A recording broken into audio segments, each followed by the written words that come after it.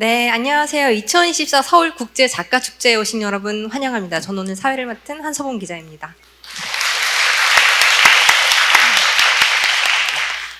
서울국제작가축제는 문학을 통해서 세계와 언어, 삶과 문학, 작가와 독자가 만나는 다층적인 교류의 공간입니다. 오늘은 어두운 밤들의 세계라는 주제로 이 작가 세 분들과 함께 이야기 나눠보도록 하겠습니다. 이장옥 작가님, 손보미 작가님, 대만의 천송 작가님 모셨습니다. 반갑습니다.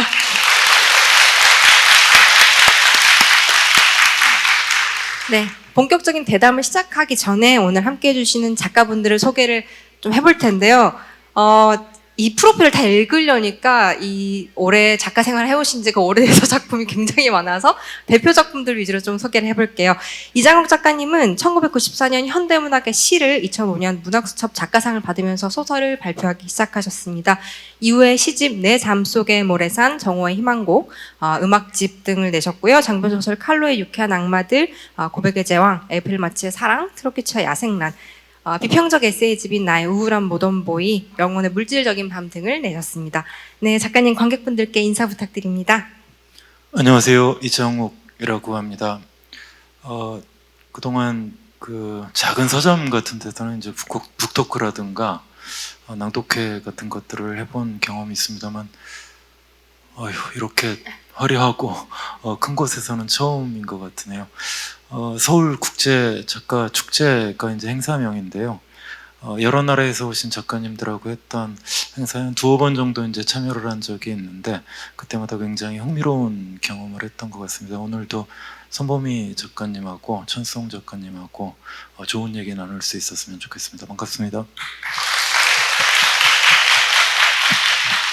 네, 다음으로 손보미 작가님 소개해드릴게요. 2009년에 21세기 문학 신인상, 그리고 2011년 동아일보 신춘문예를 통해서 작품활동 시작하셨습니다. 소설집 그들에게 린디아블, 무한밤과 고양이들, 사랑의 꿈 등을 내셨고요.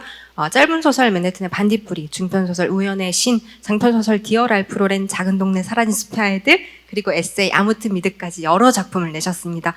젊은 작가상, 한국일보 문학상, 김준서 문학상, 대상문학상, 이상문학상 등을 수상을 하셨습니다. 관객분들께 인사해 주세요. 네, 안녕하세요. 저는 소설 쓰는 손보미라고 합니다. 저도 지금 굉장히 긴장되고 떨리는데, 우리 사회자분하고 다른 작가님들과 함께 즐거운 시간을 보내도록 노력해 보도록 하겠습니다. 감사합니다. 네, 마지막으로 이 오늘 축제를 위해서 무려 베를린에서 한국까지 먼 길 와주신 대만의 천송 작가님을 소개해드리도록 하겠습니다. 천송 작가님은 대만에서 여러 소설, 산문집, 단편소설집을 출간을 하셨고 다수의 문학상을 수상을 하셨는데요. 작가님의 작품 중에 첫 번째로 해외에서 번역 출간된 이 귀신들의 땅은 뉴욕타임스, 퍼블리셔스 위클리 여러 매체에서 호평을 받았고요. 이 작품은 라이브러리 저널이 선정한 2022년 최고의 세계문학의 목록과 2013년 펜 번역상 후보에 오르기도 했습니다. 12개 이상의 언어로 무려 번역이 된다고 합니다. 네, 작가님, 한국의 독자분들께 인사를 부탁드리겠습니다. Hello， 大家好，我叫陈思宏。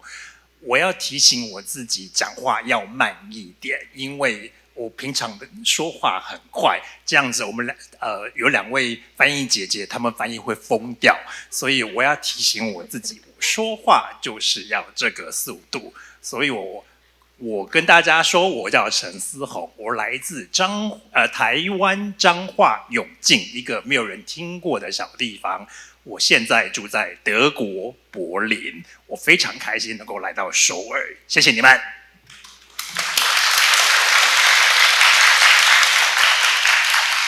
천송 작가님 어제 오셨다고 들었는데 어제는 이제 강남에서 또 이제 독자분들 만나셨고 오늘 여기 오시기 전에 뭐 익선동도 갔다 오시고 여러 군데 갔다 오셨다고 들었는데 한국에 오신 첫 소감은 좀 어떠세요? 我必须说，我从来没有来过首尔，我来过仁川机场好几次，但是那都是转机。 所以我是第一次进来首尔，但很有趣的是，我身边所有的人、家人啊、朋友，每一个人都来过首尔，只有我没来过。对，所以我非常的兴奋。我今天好了，我今天去了昌德宫，是不是？对，然后还有益善洞。然后我在益善洞的时候觉得非常有趣，就是我在益善洞的时候，走，因为那边很多小巷子，很多老的房子，我走来走去遇到的都不是韩国人，都是台湾人，就满坑满谷的台湾人。所以我有一个幻觉，是我现在此刻是已经回到台北了吗？所以我就传了一个讯息给我一个住在台北的韩国朋友，他来自首尔，但是他住在台北，因为他是我大学同学。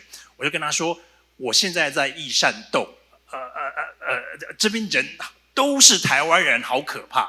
他跟我说，他此刻正在台湾一个知名的景点叫西门町。不知道大家有没有去过？他说那边都是韩国人，所以我们觉得好像就是韩国人、首尔人跟韩国人跟台湾人就交换了一下那样，很奇怪，因为他觉得自己好像回到了首尔，但是我人在首尔却觉得我回到了台北，所以这是一个很奇怪的感觉。 하나 되는 뭐 대만과 한국이 하나 되는 어떤 교류 시간이네요. 저희가 사실은 뭐 독자분들이야 작품을 통해서 작가님들을 만나 뵙긴 하지만 이렇게 오프라인으로 작가분들께서 독자분들과 만나는 자리는 또 저희가 흔치 않잖아요. 이제 오랜만에 독자분들과 만나셨을 텐데 요새는 좀 어떻게 지내고 계신지, 하고 계신 작업은 또 어떻게 돼가고 있는지 이장욱 작가님부터 한 말씀 해주세요. 아까 여기 이 자리에 오기 전에 그 천수홍 작가님하고 대기실에서 잠깐 얘기를 했었는데요. 저는 아무튼 그 대만을 가보지 못해서 이번 겨울에는 꼭 대만을 좀 가봐야 되지 않을까 하는 생각을 했고요. 근데 말씀을 들으니까 대만은 한국에서보다 더 덥다고 그러더라고요. 그래서 그 부분이 좀 걱정이 됩니다. 사실 요즘에는 뭐 그 어떻게 지낸다기보다는 저뿐만 아니라 뭐 여기 계신 분들이 다 그렇겠습니다만 좀 견딘다는 표현이 맞을 만큼 길고 무더운 여름을 보낸 것 같습니다. 제가 또 더위에 좀 굉장히 취약한 데다가 방에 에어컨이 고장 나가지고 여러모로 좀 고생스러웠던 기억이 있는데, 지금 이게 아마 우리 한국의 경험뿐만이 아니라 전 세계적으로 공통의 경험이 아닌가 하는 생각이 드네요. 요즘에는 클라이파이라는 용어를 쓰더라고요. 클라이밋 픽션이라고 하죠. 그래서 번역을 하면 이제 기후 소설이라고 할 수 있을 텐데, 예전에는 이렇게 이제 극단적인 어떤 기후 변화 같은 것들이 뭐 디스토피아 소설이라거나 또는 포스트 아포칼립스 소설의 어떤 일종의 장르 코드로 이제 활용이 됐던 것에 비해서 이제는 뭐 너무 자연스럽게 소설의 배경 같은 것들로 쓰일 수 있는 그런 시대가 되지 않았나 싶고요. 저도 얼마 전에 6월의 뜨거운 바다와 중독자들이라고 하는 중편 소설을 단행본으로 출간을 했는데, 별다른 의식 없이 소설 속의 배경으로 극단적으로 무더운 세계를 설정을 하고 나서도 그냥 너무 자연스러운 느낌 같은 것들이 들더라고요. 아무튼 이런 경험 같은 것들이 지금 좀 공통적인 것 같고요. 최근에 더위 말고는 내년에 이제 모 문예지에 이제 장편 소설 연재가 좀 계획이 돼 있어서 구상은 하고 있습니다만 역시 예상대로 진척은 잘 되지 않고 있습니다. 한국 전쟁 이후의 해방, 또 이제 군사 정권을 거치면서 역사적인 사건을 배경으로 하되 이 세계에 대해서 이제 극단적인 이질감을 느끼는 캐릭터 같은 것들을 구상을 하고 있어요. 그래서 일반적인 역사 소설이 갖고 있는 어떤 전형적 캐릭터와는 좀 다른 성격의 이런 소설을 구상하고 있는데, 갑자기 무섭네요. 이렇게 구상만 해놓고 망할 것 같은데 이렇게 공개를 해도 될까 하는 생각은 듭니다만, 어쨌든 구상을 하는 과정에 이제 천수홍 작가님 귀신들의 땅이라고 하는 소설도 읽었는데, 여러 가지 면에서 좀 연결점 같은 것들이 느껴져서 흥미롭게 느껴졌던 것 같습니다. 그리고 마지막으로는 요즘 제가 좋아하는 게 이제 야구 좋아하거든요. 그래서 야구 관람 많이 하는데, 이번 시즌은 제가 응원하는 팀이 아주 일찌감치 하위권으로 떨어지는 바람에 어디인가요? 제가 뭐 부산하고는 전혀 연고가 없습니다만 롯데자이언츠 팬이거든요. 아주 불행하죠. 이 중에도 아마 이제 롯데 팬 있으실지 모르겠는데 저는 벌써 30년째 고생을 하고 있습니다. 아무튼 이번 시즌도 역시 예상에 부합하는 순위를 기록을 하고 있고 오늘도 졌더라고요. 그래서 아주 편한 마음으로 지금 남은 시즌을 관람하고 있습니다. 사실 저희가 들어오기 전에 이제 가볍게 근황 토크를 하면서 날씨 얘기가 그냥 이제 뭐 의례적으로 하는 얘기가 아니고 요새 어떻게 진짜 견디고 계세요라는 얘기를 하게 되더라고요. 너무 더운 여름이었잖아요. 지금 가을이 돼서 아침 저녁으로는 좀 선선해졌는데 낮에는 여전히 정말 덥더라고요. 그래서 모쪼록 에어컨이 잘 돼가야지 뭐 구상이 구상해서 끝나지 않거나 할 텐데 네, 아무튼 계절을 잘 나셔서 열심히 작품 활동해주시길 바라겠습니다. 송호민 작가님은 어떠세요? 사실 저희가 오기 전에 대만에 공교롭게도 작년 12월에 또 갔다 왔다는 얘기를 하면서 좀 공감대를 형성을 했었는데 어떻게 지내고 계신가요? 저는 7월 초까지는 이제 단편 작업들을 좀 열심히 했고 7월부터 8월 초에 걸쳐서 3주 정도 미국 여행을 갔다 왔어요. 근데 아까 이제 기후 얘기를 하셔가지고 제가 이제 미국에 사는 친구가 있어서 그 친구랑 같이 뉴욕에서 몬트리올로 가서 2박 3일 동안 머무르고 돌아오기로 했는데 너무 더운 거예요, 몬트리올이. 근데 놀랍게도 거기는 대중교통이나 식당에 에어컨이 잘 없어요. 그래서 밖에서도 너무 더운데 안에서도 너무 덥고 그래서 빨리 뉴욕으로 돌아가야겠다고 했는데 뉴욕으로 돌아가는 비행기가 날씨 때문에 결항이 된 거예요. 너무 더워서요. 뉴욕에 비가 너무 많이 내려서. 그래서 그날 또 뉴욕에 못 들어가고 숙소 잡고 다음날 아침에 어떻게 버스를 예약해서 버스를 타고 뉴욕으로 돌아오는데 9시간 버스를 타야 되는데 중간에 점심을 먹으라고 내려주거든요. 그래서 친구랑 저랑 그래 이런 경험 언제 해보겠냐 이러면서 맥도날드에서 막 진짜 오랜만에 저는 피시버거를 먹고 친구는 맥너겟을 먹으면서 막 재밌다 이러고 있는데 시간이 다 돼서 버스 주차장에 갔는데 버스가 없는 거예요. 버스가 저희를 두고 가버린 거예요. 거기 허 벌판에서. 그래서 한바탕 난리를 치고 어쨌든 버스가 다시 갔다가 돌아오고 막 그러면서 제가 이번에 이제 뉴욕을 5번째 간 거였는데 난 다시는 이제 여행을 오지 않겠다. 그럼 저희 남편한테도 나는 이제 여행병 고쳤어. 난 집에만 있을 거야. 이제 안 나가 막 이랬는데 돌아오고 나니까 한 2주 정도 지나니까 또 어디 가지? 막 이러면서 검색을 하면서 또 여름을 좀 보냈고 저는 사실 여름 되게 좋아하거든요. 더운 날씨 되게 좋아하고 날씨가 되게 더운 밤에 여름밤에 습기도 막 축축하고 온도도 되게 높은데 거기를 막 걸어 다니면서 소설 구상하는 시간을 굉장히 좋아하고 그렇게 해서 구상한 소설이 저 소설집에 실려 있기도 하고 그런데 이번 여름은 몬트리올에서는 좀 너무 심했다 이렇게 생각을 하고 있고 저도 올해 말부터 장편 연재를 하나 들어가는데 이때까지 좀 써보지 않았던 다른 형태의 소설이에요. 호러 고딕 소설을 이제 구상 중에 있고 겨울부터 연재를 시작할 원래는 8월부터 연재였는데 지금 미뤘거든요. 그래서 겨울에는 꼭 연재할 수 있도록 지금 열심히 작업을 하려고 준비 중입니다. 근데 또 듣다 보면 그런 생각이 드는 게 작가분들이 이런 고생을 하고 이런 각종 에피소드가 있는 편이 사실은 독자들에게 좋은 일이에요. 왜냐면 그게 다 작품의 자양분이 된다고 생각을 하기 때문에 그런 에피소드도 언젠간 또 나중에 작품에서 쓸 일이 있지 않을까 하는 생각이 듭니다. 천성 작가님은 어떻게 지내고 계신가요? 我今年10月底必须要交出一本长篇小说，所以我每天都很努力在写小说，包括我来到首尔，我今天早上4点半，因为有时差。我4点半就醒了，我就起来很乖乖的写小说。对，因为我10月底要交稿。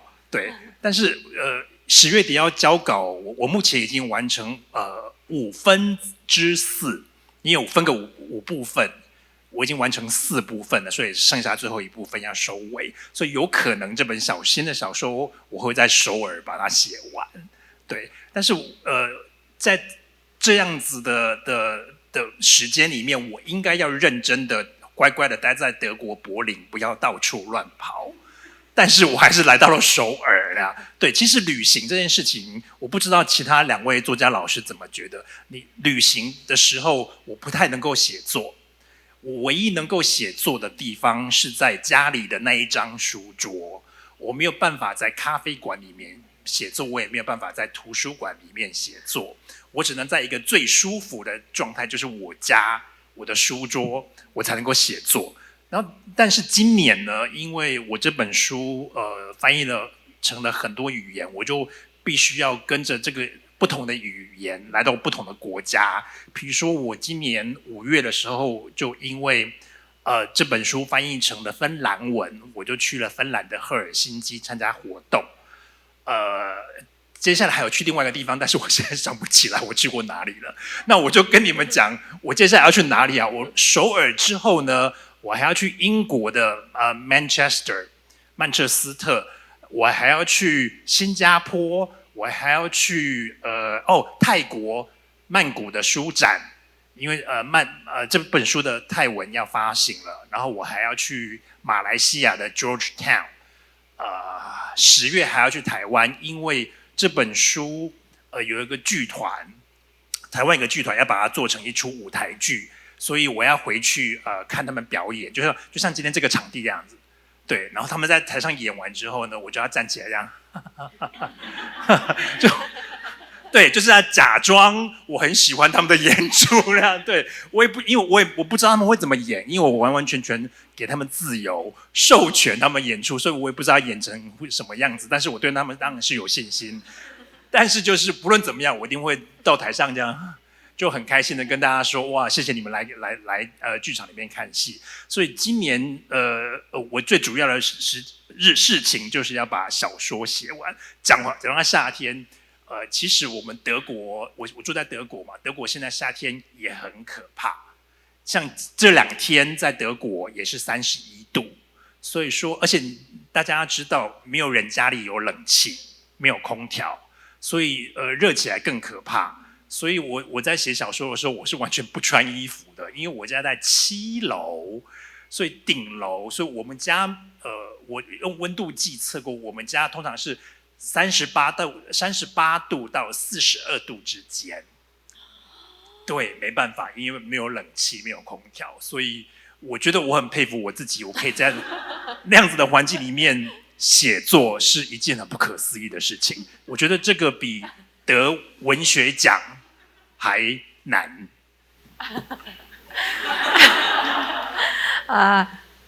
이 훌륭한 문학 작품들이 진짜 견뎌야 될 게 많지만 이제는 기후 위기도 극복을 해서 이제 작품이 쓰여져야 되는 게 아닌가 하는 생각이 듭니다.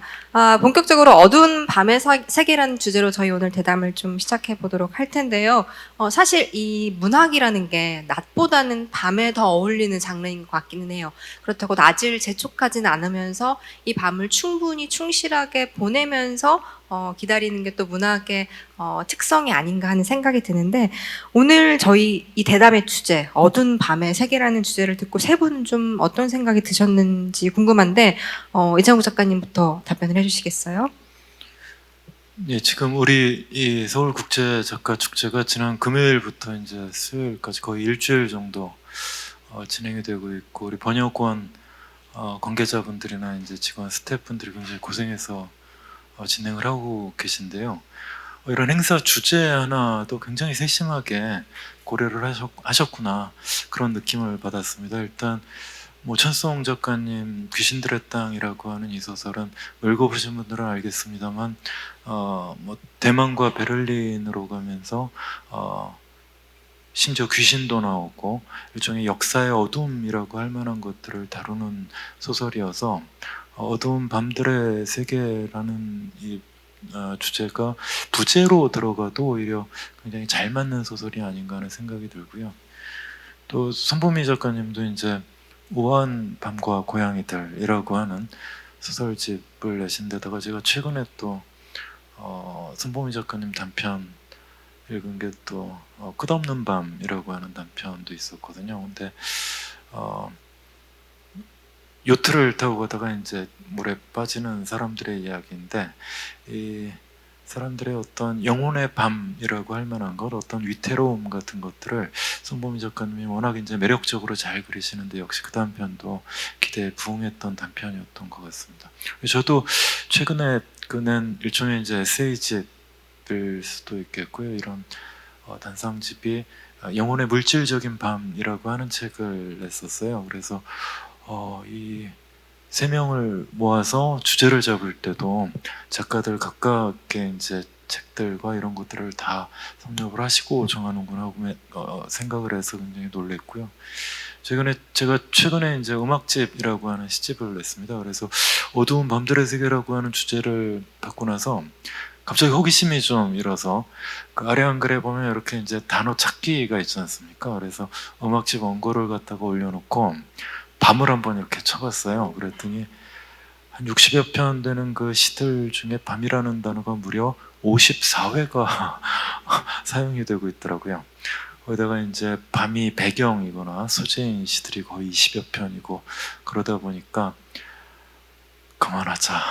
밤에 대해서는 이제 제발 그만두자. 뭐 이런 생각을 했었는데, 소설을 쓸 때도 역시 어둠 내지는 밤이 주는 어떤 우울함에서 잘 못 벗어나는 것 같아요. 그래서 이게 기질상의 문제도 있고 뭐 여러 가지 문제도 있겠습니다만, 앞으로는 어떻게든 조금 더 밝은 방향으로 작품을 쓰고 있는데 잘 되지는 않을 것 같다. 뭐 좀 이런 생각이 듭니다. 네. 손보미 작가님은 어떠셨어요? 사실 이제 아까 끝없는 밤에 대해서 말씀해 주셨는데, 제가 계속 3인칭 소설을 많이 쓰다가 1인칭 여자아이가 나오게 해서 썼던 제 첫 번째 단편 제목이 밤이 지나면이라는 소설이었어요. 그리고 최근에 이제 작년에 쓴 작품이 끝없는 밤이라는 작품이었는데, 밤이 지나면이란 작품에서 어린 소녀가 밤에 자다가 잠에서 딱 깼는데 화장실에 가고 싶어서, 근데 너무 무서운 거예요. 혼자 자고 있어서. 그래서 화장실에 가야 되는데 엄마를 깨우고 싶은데 그때 엄마가 함께 없어서 되게 무서워하면서 어떡하지 하다가, 아, 그래, 여기는 밤이지만 지구 반대편은 환한 낮이야. 그러니까 괜찮아. 이렇게 생각하는 장면이 나오는데, 그 소녀가 결국에는 그 소설에서, 아, 여기가 밤이고 반대편이 낮이라고 하면 지금 여기에서 내가 현재 겪고 있는 일이 나한테 의미가 있는 것이구나 라는 것을 깨닫게 되는 소설이거든요. 그렇게 치면 사실은 끝없는 밤은 참 무서운 제목이 되는 거죠. 그래서 사실은 천수동 작가님의 말씀하셨지만 귀신들의 땅도 그렇고 이정 선생님의 소설들도 그렇고, 그런 식으로 밤에 어떤 것들이 계속되는 인생의 어떤 모습을 많이 그린 소설들이 있는 것 같아요. 요즘에는 저도 그 끝없는 밤이란 작품을 쓰고 나서 이렇게 밤이 지속되면 어떡하지? 해가 안 뜨면 어떡하지? 이런 생각들을 많이 해보는데, 오늘 그런 부분들에 대해서 평소에 많이 생각했던 부분들에 대해서 다른 작가님의 소설도 읽고 함께 얘기할 수 있어서 굉장히 기대가 됩니다. 여기는 밤이면 저기는 낮이 할 때 그 낮에 살고 계신 천승 작가님은 이 주제에 대해서 어떤 생각이 좀 드셨어요? 我知道很多人都想象作家写作就是在晚上写作，对，然后但是我本人是一个没有办法在晚上写作的人，所以我想要问两位老师，就是他们有办法在晚上写作，就是整个晚上不睡觉写小说或写散文吗？ 아니요. 저도 밤에는 절대 작품을 쓰지 못하고, 요즘은 특히 아침에 일찍 일어나가지고 오전 중에 작업할 게 있으면 마치려고 많이 노력을 하는 편이에요.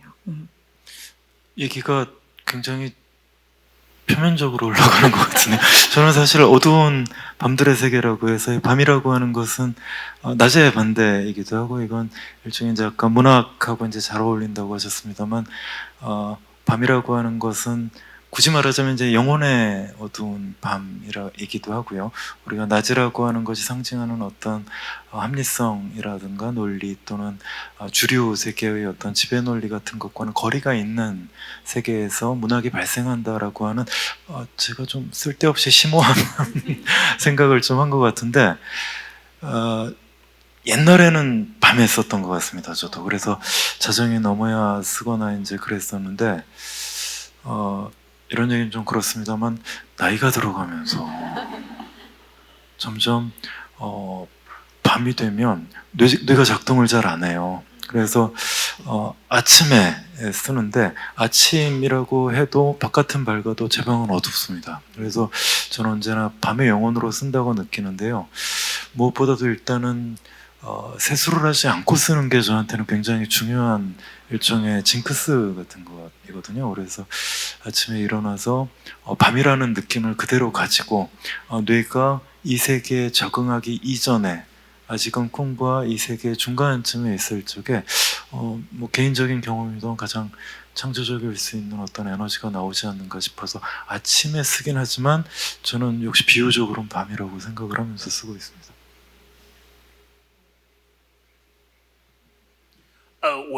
我自己呢，我就说一下我本人跟黑夜的关系好了。就是我发现，我自己我不敢说大家，就是我自己对于黑夜的了解跟理解，其实很大一部分是来自我的母亲。我相信，各位的父母亲或者是养育你们长大的长辈，他们对这个世界的想法一定对你们有很大的影响。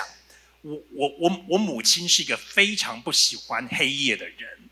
他只要天色一暗，他就很不安，因为在他的世界里面，我们在乡下，因为我们生活在一个很小的地方，乡下，黑夜代表会有很多的鬼魂会出来，对，所以像我今天去了昌德宫，然后那个解说员也跟我们说，就是在以前很古老时代的韩国，他们在做祭祀活动的时候，其实往往是午夜之后才开始，为什么呢？因为半夜之后。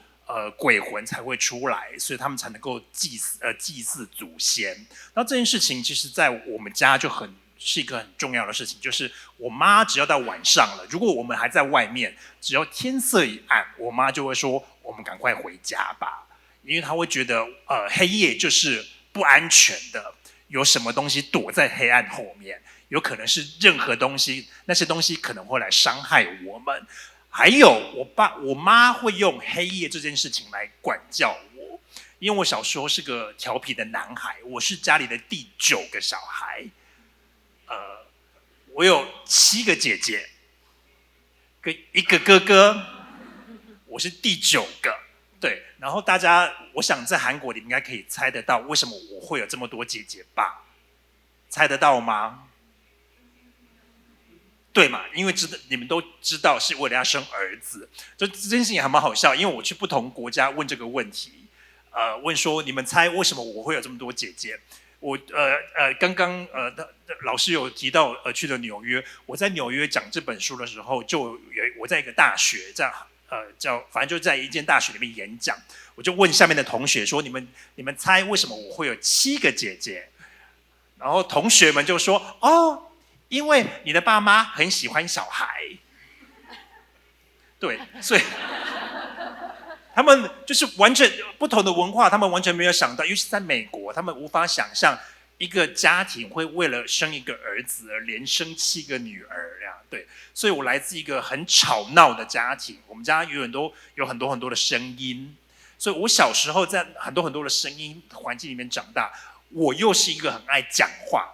很调皮的男孩，所以我爸妈为了管教我，就会跟我说很多恐怖的故事，比如说你如果晚上不好好睡觉，就会有什么怪物来把你抓走；如果你不好好吃饭，晚上会有什么鬼来抓你。就是有各式各样跟我讲了一堆鬼故事，是为了管教我。所以的确，我到现在我来到首尔，我要问你们，我们今天观众席里面有台湾人吗？有吗？有嘛，对不对？那我想我们台湾人都可以讲一件事情，就是我们台湾人到世界各地旅行的时候，有一个很奇怪的身体的习惯，就是我们来到饭店，不是会拿一张卡嘛，要去 check in， 对不对？我们来到了房间，比如说好，房号是101好了，我们到了门口之后，我们会做什么事呢？你们猜一下，我们台湾人会做什么事？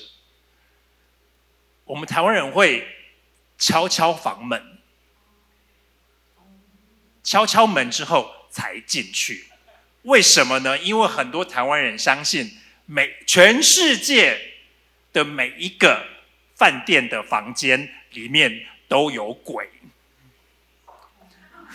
所以你敲敲门，里面的鬼就会有人要进来了，那我离开。让他们住进来，所以就是我们就会敲敲门。所以我来到首尔的时候是晚上，我来到我的房间的时候呢，我就拿着我的房卡，我就进去了。可是我就不行，我还没有敲门，所以我又出去了，因为是晚上了嘛，我就敲敲门之后，请求鬼魂离开我的房间之后，我才进入那个地方。对，所以这个是很多台湾人都会有一个习性，就是你会想到夜晚就会想到鬼魂，尤其是刚刚结束，台湾有一个很重要的月份是叫鬼月，一整个月我们相信地狱的门打开了，然后鬼飞出来了，所以我们一整个月呢，鬼会在我们之中生存，所以我们要拜拜，我们要祭祀的典礼，我们要让他们吃得饱饱的，他们才不会来吵我们。所以呢，在那个月里面，我妈妈就会跟我说，不可以游泳，不可以旅行，不可以去纽约，不可以去首尔，对，然后甚至我到了晚上之后呢，我妈妈还会乱说什么不准写功课，不准读书，对，就是所有事情都不准，因为鬼魂在我们之间，所以的确我当时看到这个题目的时候，我第一个想到的字就是鬼这件事情，因为到现在就算我去任何地方，我来到了首尔，晚上的时候我还是会想到鬼，对，所以因为我从小是被我爸妈吓到大的，因为很多可怕的鬼故事，所以我对付鬼魂的方法就是睡觉。我觉得我只要睡着的话，鬼魂他就无法干扰，他就无法干扰到我，所以我现在养成一个习惯，就是我不论去什么饭店，再怎么奇怪的环境，再怎么烂的饭店，去一个什么样的地方，我都能够3秒就睡着。对，所以这是我对付黑夜的方式，就是赶快去睡觉。 밤에 대한 굉장한 어떤 일화들을 들려주셨는데, 근데 또 이게 똑똑 노크한다고 이제 자리를 비켜주는 귀신들도 상당히 예의 바른 귀신들이 아닌가 하는 생각이 또 듭니다. 저희가 이제 준비된 시간이 길지 않다 보니까 바로 작가님들 개별 질문을 좀 들어가 볼게요. 이장욱 작가님도 질문을 좀 드리고 싶은데, 제가 질문지를 짤 때 가장 난감했습니다. 왜냐면 그 타이틀이 너무 많으셔가지고, 시인이시고 소설가시고 또 러시아 문학을 전공한 연구자시고 비평가시고 대학에서 이제 학생들을 오래 가르쳐온 이제 교수자이기도 한데, 어떤 이장욱의 초점을 맞춰서 이제 제가 질문을 드려야 할지 고민을 하다가 그래도 시인의 정체성에 한번 초점을 맞춰서 가장 먼저 질문을 드려보자 하는 마음이 들더라고요. 가장 최근 시집 얘기를 좀 하면 좋을 것 같은데요. 음악집 시집, 여기 앞에 좀 나와 있는데, 음악집 같은 경우에는 단일한 화자의 목소리로 이제 진행되는 게 아니라 굉장히 다양한 배우, 마술사, 가수, 살인자 이런 다양한 화자들의 목소리로 그들 자신의 어떤 얘기들을 들려주는 시집인데, 이거는 일종의 제가 해석하기로는 좀 복화술에 가깝지 않나라는 생각이 들었어요. 또 마침 작가님께서 이 에이프릴 마치의 사랑이라는 소설집에 실린 단편의 복화술사에서도 입을 열지 않고 여러 인물의 목소리를 내는 기술을 갖고 있는 이 복화술사에 대해서 얘기를 하신 적이 있는데 이게 저는 좀 작가님의 일종의 작품론을 투영한 캐릭터가 아닌가 하는 생각이 들었어요. 제가 인터뷰를 찾아보니까 한 인터뷰에서 이렇게 말씀을 하셨더라고요. 내 관점이나 생각을 인물의 말에 그대로 투사하지 않는다. 그러면 소설의 매력이 휘발된다라고 말씀을 하셨는데 작가님한테 있어서 여러 다양한 화자의 목소리로 말한다는 거는 좀 어떤 의미인지 그리고 그 목소리들은 작가님에게 처음 어떻게 먼저 찾아오게 되는지 들려주시면 작가님이 어떤 작품론에 대한 여러 가지 길잡이가 되어줄 수 있지 않을까 하는 생각이 듭니다. 제가 그런 인터뷰를 그런 멋진 말을 다시 한번 읽어주시겠습니까? 내 관점이나 생각을 인물의 말에 그대로 투사하지 않는다. 그러면 예. 소설의 매력이 휘발된다라고 하셨더라고요. 어떤 인터뷰인지는 기억이 잘 안 나는데요. 사실 그 문장은 아마 이제 제 경우에 그렇다고 생각을 해주시면 될 것 같습니다. 꼭 그렇지는 않죠. 그러니까 어떤 작가의 경우에는 작가의 생각이라든가 느낀 감각 같은 것들을 화자나 인물에 그대로 투영을 했을 때도 역시 매력적이고 흥미로운 작품이 나올 수 있을 것 같습니다. 물론 이제 그 생각이나 감각이 그거 자체가 이제 매력적이고 흥미로울 때 그렇지 않은가 하는 생각이 들고요. 근데 다만 저는 이제 조금 기질이나 스타일 차원에서 그것과는 좀 다른 스타일을 갖고 있는 것 같아요. 저는 시든 소설, 특히 소설이 그렇죠. 소설을 쓸 때 화자나 인물이 이제 제가 너무 많이 투영이 되거나 그래서 이건 거의 나네라는 느낌이 들면 그렇게 민망해요. 부끄럽고 소설이 진도가 안 나갑니다. 왠지 창피하고 그래서 좀 의도적으로 어쨌든 그 화자 또는 인물과 저 사이에 어떤 간극 차이, 뭐 다양한 이질성 같은 것들을 개입을 시켜야 그나마 이제 또 소설이 좀 진행이 되고 이런 이건 또 이제 저 자신의 어떤 이제 스타일 같은 거겠죠. 근데 이것도 시하고 소설이 좀 종류가 다른 것 같습니다. 지금 음악집 말씀을 해주셨습니다만 시 같은 경우에는 물론 시에도 이제 캐릭터 같은 것들이 활용이 되거나 또 제가 아닌 다른 화자가 채용이 되기도 합니다만 역시 소설과는 달리 시 같은 경우에는 제 안에 있는 이제 다른 목소리 또는 저 자신도 감지하지 못했던 어떤 이질적인 나 자신 이런 것들이 이제 목소리가 되어서 튀어나올 때가 있고 그럴 때 어떤 시적인 쾌감 같은 것들을 느끼는 것 같아요. 근데 소설은 또 확실히 그런 의미에서 이제 시와 차이가 있는 것 같습니다. 아무래도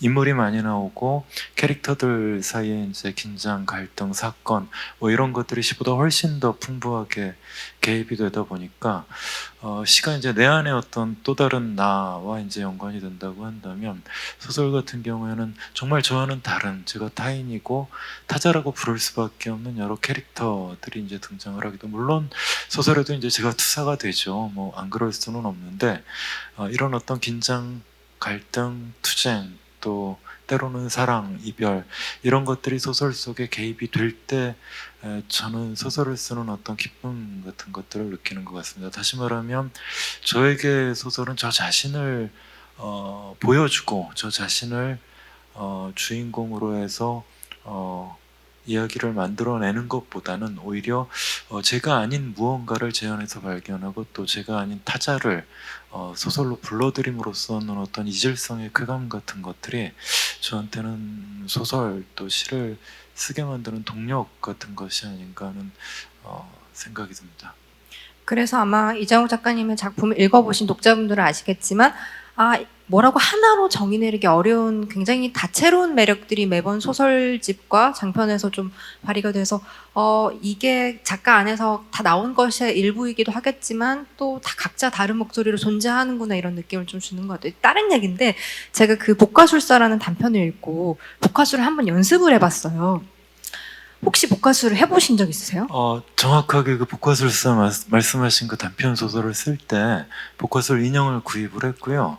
왼손에 이제 그 복화술 인형을 끼고 정말 연습을 했습니다. 그래서 그 특정 발음이 굉장히 중요하거든요. 복화술을 할 땐. 그래서 복화술을 실제로 이제 연습을 했는데 역시 재능이 없고 무대 소설을 체질이 쓰는 좀 사람이- 천수홍 작가님하고 다르게 이제 무대 연극하고는 거리가 멀어서 혼자 할 땐 좀 되더라고요. 그래서 나름 재미있게 연습을 하면서 복화술사를 썼던 기억이 있습니다. 복화술은 소설로 이제 대신하면 네 되실 거겠습니다. 건너뛰어서 천승 작가님께 한번 저희가 또 이렇게 기습적인 게 있어야 되니까 질문을 한번 드려볼게요. 사실은 천승 작가님 이전에 대만 문학이라는 장르 자체가 한국의 독자들한테는 조금 낯선 세계에 속했었던 것 같아요. 이 귀신들의 땅 역시 이제 한국에서 소개된 작가님의 첫 소설이었는데 저는 정말 읽고 나서 뭐랄까 정말 즐거운 충격이라고 할까 그런 거에 좀 빠졌던 것 같아요. 이게 뭐 읽어보신 분들은 이제 오신 분들은 다들 아시겠지만 잠깐 짧게 소설에 대한 설명을 드리면 아까도 이제 말씀하셨던 것처럼 귀신이 출몰한다고 하는 이 대만의 음력 중원절에 천씨 집안의 막내 아들인 태농이 고향인 용징에 돌아오면서 시작이 되는 이야기입니다. 이 용징이라는 곳이 어떤 곳이냐면 귀신들과 흉흉한 소문들이 떠도는 마을인데 이 천씨 일가를 중심으로 어떤 근현대사의 비극과 과거와 미래 같은 것들이 교차되면서 진행되는 굉장히 흥미진진한 소설인데 어떻게 시작된 이야기인지를 좀 들려주시면 좋을 것 같아요. 제가 찾아보니까 많은 부분이 작가님의 기억에서 좀 출발을 한다고 했던 것 같은데 이 과거와 현재라는 시점 그리고 태농과 누나들 그리고 또 귀신 그리고 용징이라는 공간, 타이베이, 베를린 여러 공간들이 교차되면서 진행되는 이야기인데 어떻게 해서 시작된 이야기인지 한국 독자분들에게 좀 들려주시죠. 我现在48岁，所以是往时间拉回去的话，我大概30岁左右我就想要写这本书了。当时那本书的名字就叫做《鬼地方》，对，但是当时没有写完，大概写到断断续续写到33岁左右没有写完。我发现我不够成熟，我太年轻了，不够悲伤，眼泪不够真实，黑暗不够黑，所以我就把它放弃了。这件事情一直到在10年后，就是我现在48岁，就5年前，43岁那一年，我在台湾的出版社来找我一个合作的案子，他们想要叫我写就是写小说。你知道我们小说家是需要题材的，我就想到我10年前有一本小说没有写完，所以我就去电脑把那个 Microsoft Word 那个档案给找出来发现我觉得我现在43岁，我够老了，我够悲伤了，我皱纹够多了，肚子够大了，那样就觉得我可以回去写这本小说。所以这一次回去呢，我基本上只花大概半年的时间就把它写完了。对，所以它是一个非常奇怪的经验。我的确这本小说的主要的灵感是来自我家，因为我叫陈思宏，他叫陈天宏，我有7个姐姐，他有5个姐姐。我当然有很多的元素都来自我家。但是它是一本小说，我要跟大家说，就是这本小说，如果读过这本书的人都知道，第一章呢，这位陈天宏是从德国回到了台湾永靖这个地方，然后第一章的结尾我们就知道，原来他杀了他的德国男朋友，就这样子。好，到现在，还有很多台湾的读者相信我在德国杀过人，我曾经杀了一个人，然后我才回到家乡。包括从小跟我一起长大的好朋友，你记不记得前几年就是因为 COVID 的关系，我当时我想你们当时在首尔也是一样，你们从国外回来都要隔离一下。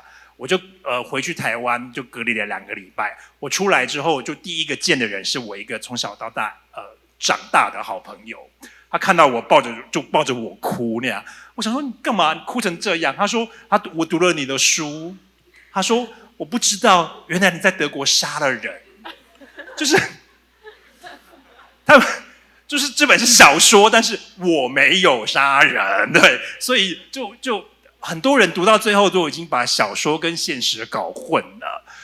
对我现在已经发现，对我来讲，其实是一个称赞啊，是恭维。我觉得 OK， 如果你相信我真的杀了人，那你就相信吧。对，我觉得没有关系。但是就是的确，这本小说的创作的最主要构想是来自我那非常有趣的家人，因为我必须说，我家真的是一个非常疯狂的地方。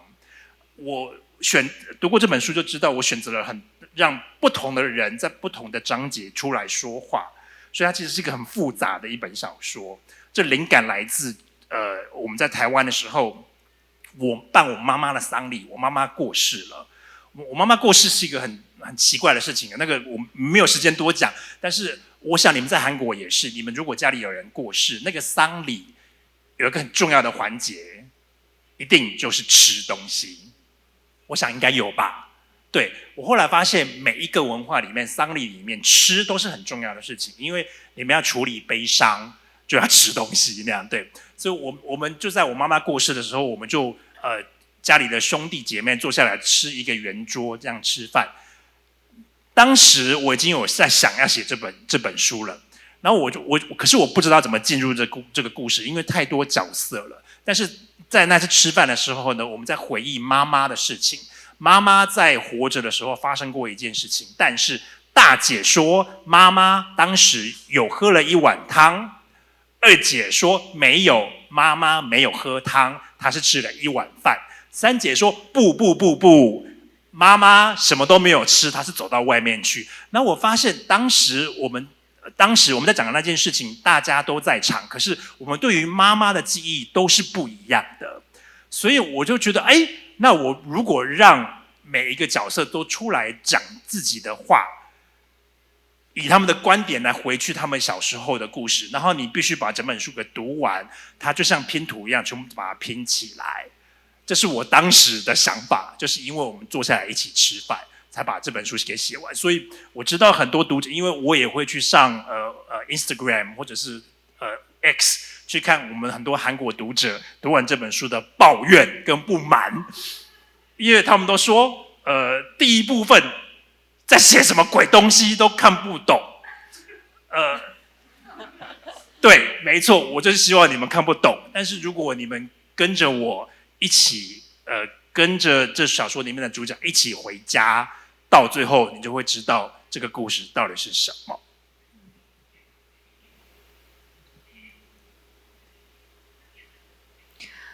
아마 사실 책을 읽고 나신 분들 중에는 이게 어느 정도는 실제로 작가님이 이제 위에 누나들이 있다는 걸 알 수가 있으니까 누나분들의 반응이 어떠셨는지 좀 궁금하실 것 같은데 책을 실제로 누나분들은 좀 읽으셨나요? 我不知道你们两位作家怎么样啊，就是我的姐姐们每一次我出书，她们一定都会买我的书，就他们会支持我嘛，对，而且会买一叠。但是他们从来不会读我的书，因为他们说陈思宏，你写的书好难看，对我们读不懂。你可不可以写一点我们人类可以读懂的东西？对，所以他们每次都有很多的抱怨，所以他们都不读。但是因为这本书很不可思议的是，我的书一向在台湾都是不太卖的，就是顶多就是我姐姐在买那样。对，但是这本书很不可思议的，就在我听说在韩国也卖的不错，在台湾也卖的很好，这是一个奇迹。因为它卖的很好，以至于我姐姐们都没有读，但是邻居就读了。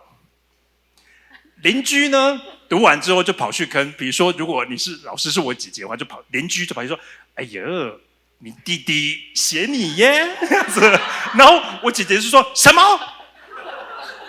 他怎么写我的？然后我姐姐就去读，这样子对。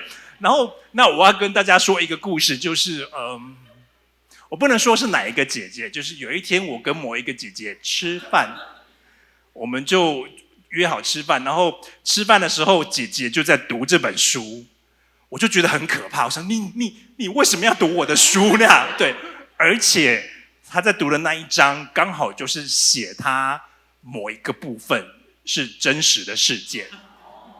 我想说完蛋了，我们一定会吵架，我姐姐可能会拿那一锅汤丢我啊，或什么之类的。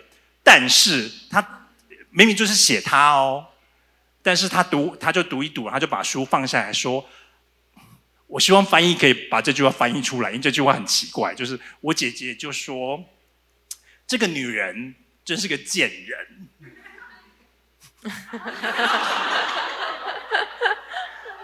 所以她自己读不到 네. 那一部分是她，因为我后来就理解，因为你看不到自己，所以你会不知道他在写你，所以就算邻居去跟他说：“哎呦，你弟弟写什么东西？”我姐姐看完之后，我也觉得，不是我啊，对啊，所以似乎没什么事情那样，对。但是接下来有个大考验，就是10月的时候，因为我们刚刚不是说会在剧场里面演一个舞台剧，我的姐姐们都会去。所以我觉得很可怕，所以我想我们那一天就是可能吃完之后不知道会看完之后我们要出去吃饭，不知道会发生什么事。希望我有机会跟大家说。 네, 모쪼록 그 천씨 집안의 가족의 평화가 이제 깃들기를 바라겠고요. 수모미 작가님한테 질문을 좀 드려볼게요. 작가님은 사실 데뷔 이후에 꽤 오랫동안 어떤 이국의 시공간을 배경으로 한 작품을 써오셨잖아요. 근데 이런 한국적인 것이 미치지 않는 공간에서 특별한 비극을 경험한 사람들이라는 특징이 사실 초창기 어떤 손보미 유니버스라고 할까요? 그걸 설명하는 주요한 특징이었던 것 같은데, 최근 들어 쓰신 작품들을 보면 1인칭 여성 화자의 시점으로 그린 작품들이 좀 많이 쓰고 계세요. 특히 사랑의 꿈 앞에 이제 진열이 돼 있는데, 사랑의 꿈에서는 1인칭 10대 여자의 시점에서 바라본 이야기들을 쓰고 계신데, 이 책 속에 있는 소녀들의 경험이 굉장히 극적인 경험이긴 한데, 또 동시에 그 비슷한 시기를 살아온 제 입장에서는 굉장히 한국적인 소녀들이라는 느낌도 좀 받았거든요. 이 소녀들은 그동안 어디에 있다가 이제서야 나타나게 된 건지 이 책에 대한 얘기를 조금 해주세요. 사실 이제 말씀하신 것처럼 이제 제가 초창기 소설을 쓸 때 한국적이지 않다? 이런 평을 많이 들었었는데, 사실 그것은 제가 의도한 것은 전혀 아니었고, 내가 근데 왜 그렇지? 라는 걸 곰곰이 좀 생각을 해보면, 저는 아까 이장욱 작가님도 좀 말씀하셨지만, 저와 가까운 것에 대해서는 좀 소설을 쓰기가 어려웠어요. 근데 그게 아마도 제가 어렸을 적부터 어떤 소설하면 어떤 이야기, 인물이 나와서 어떤 일을 겪고 막 어떤 재미있는 일을 하거나 극적인 사건을 겪고 이런 이야기라고 생각한 게 되게 강해서, 나의 이야기, 나의 삶을 소설로 쓰기에는 좀 너무 평범하다, 소설로 쓸만한 게 없다라고 생각했던 것 같아요. 그래서 저는 아주 오랫동안 소설을 쓸 때 어떤 식으로 소설을 썼냐면, 나와 다른 어떤 우주에 어떤 사람들이 마을을 이루고 살고 있고, 그 마을에 살고 있는 사람들을 내가 어떤 망원경 같은 것들로 관찰을 하고, 그들이 하는 어떤 행동이나 그들이 겪고 있는 어떤 일들을 글로 옮겨 쓴다. 그들의 이야기를 나는 옮겨 쓰는 사람이다. 이런 인식을 가지고 소설을 썼었고, 그래서 1인칭 소설도 많이 못 썼고, 보통은 3인칭 소설, 그리고 여성이 등장하는 소설도 잘 못 썼어요. 왜냐하면 나와 멀리 있는 것일수록 소설을 잘 재밌게 쓸 수 있었기 때문에.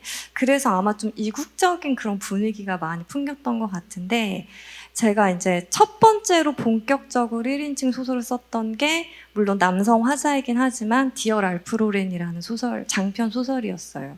근데 그걸 쓰고 나서 제가 이제 에세이 청탁을 받았는데, 그 소설에 대한 자전적인 에세이를 써달라는 청탁을 받았어요. 저는 그 전에 자전 소설을 써달라는 청탁을 받았을 때도 되게 환상적인 이야기를 썼었거든요. 근데 에세이는 도저히 그렇게 못 쓰겠는 거예요. 그래서 제가 중학교 때 일을 썼는데, 중학교 때 되게 친하게 지내던 친구가, 1학년 때 되게 친하게 지내던 친구가 저와 어떤 일을 겪고 좀 멀어졌다가 중학교 3학년 때 어떤 모종의 일로 학교를 중퇴?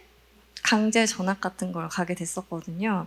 그래서 저는 그 에세이에다가 그 친구와의 일을 적으면서 내가 그 친구와 마지막으로 인사를 했다라는 내용을 썼어요.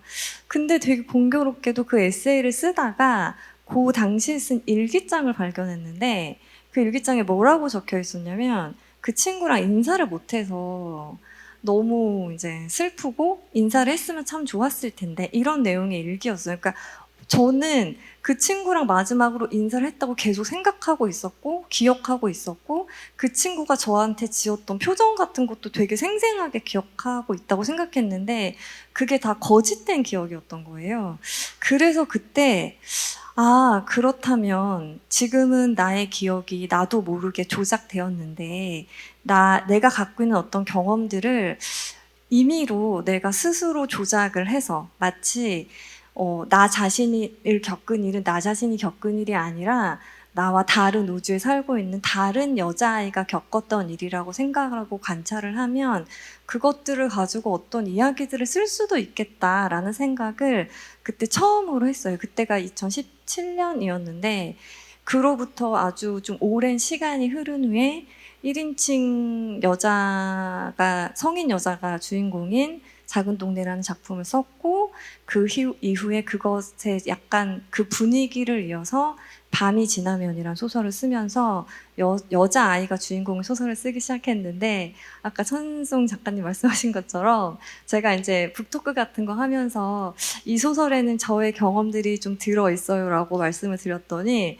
이 소설을 보면 다 막 엄마 아빠가 뭐 불화를 겪으시고 막 그 주인공은 막 너무 막 고뇌를 겪고 고통을 겪고 막 이런 내용들이 나오니까 정말로 제가 이제 그런 줄 아시는 분들이 되게 많으셔가지고 저도 이제 그런 건 아니고 이 소설 속에는 예를 들면 불장난 같은 소설에서 제가 어렸을 적에 불장난을 직접 했던 경험들을 가지고 만약에 다른 우주에 사는 어떤 여자아이가 나와 똑같은 불장난을 했다면 그 아이는 왜 불장난을 했고 그 후엔 어떤 삶을 살고 어떤 선택들을 했을까 이런 것들을 상상을 하면서 소설 이야기를 만들었는데 그게 좀 굉장히 재밌어서 계속 쓰다 보니까 이렇게 연작 소설집을 내게 됐습니다.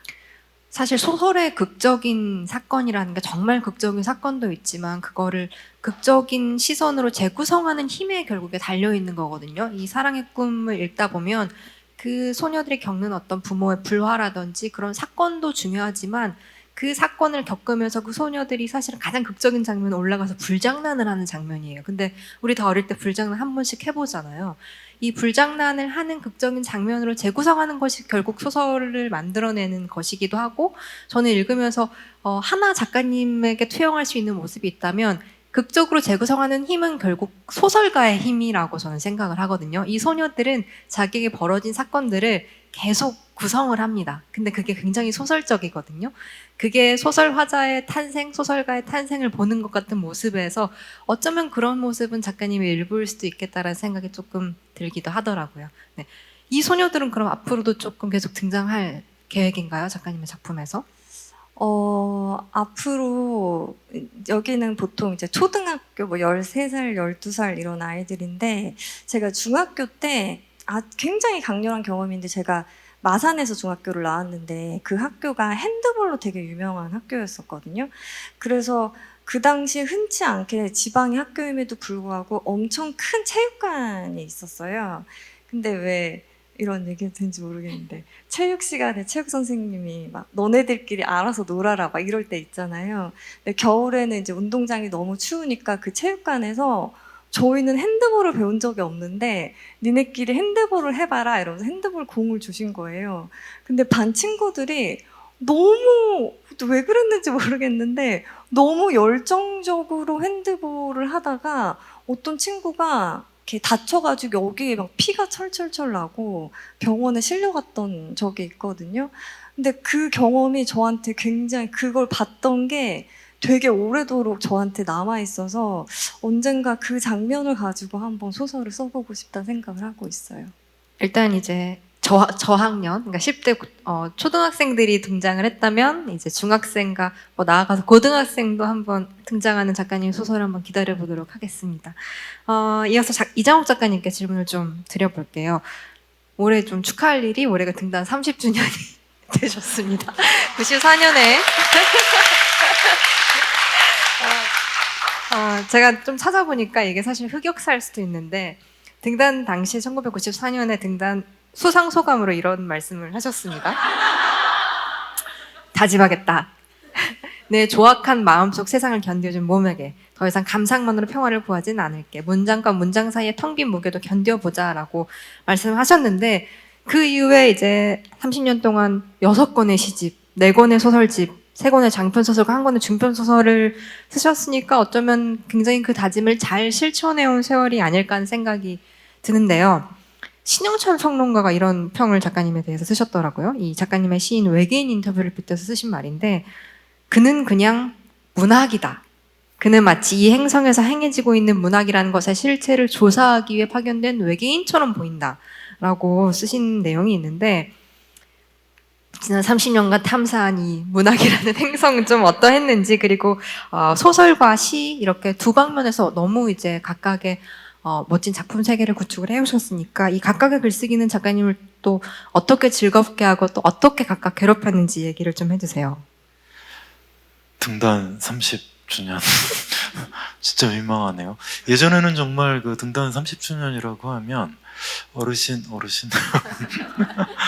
그런 선생님들이 그 기념식 같은 것도 하고 하시고 기념 문집도 내시고 그랬는데 지금은 뭐 이제 등단이라는 단어 자체도 좀 구리구리하잖아요, 사실. 그래서 작품 활동을 한다든지 이런 식으로도 표현이 많이 바뀌기도 합니다만 작품 활동을 한 지 30년이 됐더라고요. 네, 근데 지금 제가 뭐 신화 소설을 쓸 때 개인적인 느낌으로 하면 작품 활동을 한 지 한 3년 된 것 같은 느낌이에요. 여전히 뭐 막막하고 여전히 30년 전에 쓸 때하고 큰 차이가 없다는 느낌 같은 게 들어서 과거의 저에게 얘기를 하고 싶어요. 그때는 한 10년, 20년 지나면 글 쓰는 게 그래도 익숙해지고 편해지겠지라고 생각을 했었는데 얘기해주고 싶습니다. 착각하지 마 라고 얘기를 해주고 싶고요.